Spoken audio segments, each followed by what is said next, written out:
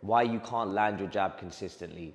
I got 3 tips for you to help work your jab a little bit better, get a little bit more creative, and help you land your jab more consistently. It's the most important punch in boxing. So if you can't land your jab, you're gonna struggle to land your right hand, your left hook, your other punches, so you've got to be able to land that jab. So first tip is timing, okay? This is a big one, maybe the most complex one out of all of them, but you have to be strategic when you throw your jab. So check this out. Now, when I'm working around the bag and I'm throwing my jab, I don't want to be throwing in a consistent rhythm, which might look something like this.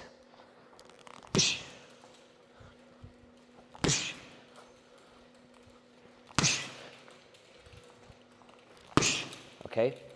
If I do that, it becomes really easy to tell when I'm going to throw, and it becomes really easy to get countered because I'm predictable, I'm throwing in the same rhythm, I'm throwing the same type of jab.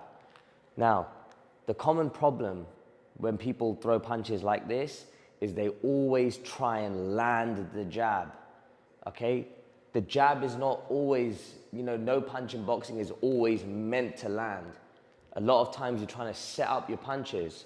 So when I'm throwing my jab, I might be slightly out of range and I'm just touching. Touch, touch, touch. I hit him with a little feint, touch, touch. Now, by me doing this, I'm not committing to the jab where I'm here and I'm in range to get countered. I'm a little bit safer and I'm not letting them know when I'm gonna commit, okay? So it might come something like this.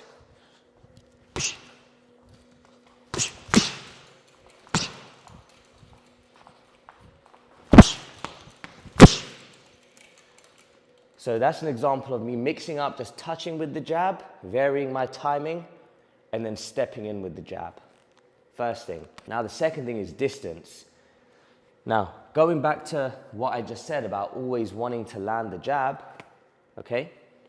If I always want to land, that always means that I'm trying to hit the target from wherever I am. Now, another common mistake I see is that people will shoot the jab when they're way out of range. Now look, I'm way out here, I'm nowhere near the bag. So if I'm taking a big step in to land, the opponent I'm fighting or sparring has so much time to see me leaping in because I'm too far away. Okay? If let's say I'm boxing with you and, I'm way out of reach, right? Now, if I have to take a big step to come and find you, you have more than enough time to take a step back, to catch, to defend. So, second tip is positioning, all right? Now, what you want to do when you position yourself is you want to be smart about your distance and where you are in relation to the bag or if you're sparring, okay? So I know if I'm over here, I don't want to do this, okay? I'm too far out. I want to position myself where I'm just outside of boxing, outside of range, where I can deliver a small step in. So you'll see as I'm far out, watch what I do with my feet. Yeah, I'm just creeping. I'm moving my head, I'm feinting, I'm getting it into position, and then I can throw. So same thing when you're sparring. You got to get into position before you throw your punch. So that's the second one. And the third one is switching it up, okay? You have to change the type of jab that you throw. Not only to be a little bit more creative, but to be defensively sound as well, okay? So you have your traditional jab, your throwaway jab. This is the jab, where I'm almost giving one away. It's still sharp.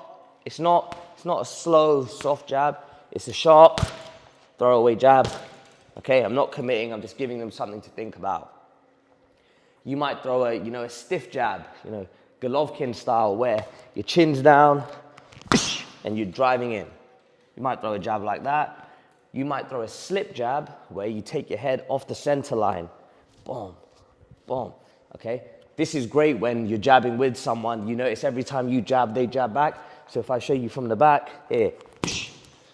I'm taking my head off the center line. So, mix up your jabs, and not only mixing up your jabs, add your feints in, guys. This is gonna be a bonus one. Tip number 4, you have to feint. It is, in my opinion, the lost art of boxing. I don't see a lot of coaches teaching it too much these days, but using your feints, okay? I can feint with my hand, I can feint with my foot, I can feint with my shoulder, I can feint with a slip. You know, there's so many ways to feint. So now, check this out. I'm gonna combine step number 1 that I told you, timing, and step number 4, the feints. Okay, so we went through timing, when to throw your punches. Now watch this. Okay, I'm gonna throw here. 1, 2, 3, 4. 1, 2, 3, 4, 1. Okay, you see that? So I'm kind of throwing on a beat, and then what I do, I feint, go off beat, boom, and then I land the shot. So 4 good tips to help you land your jab more consistently. Number 1, we had timing.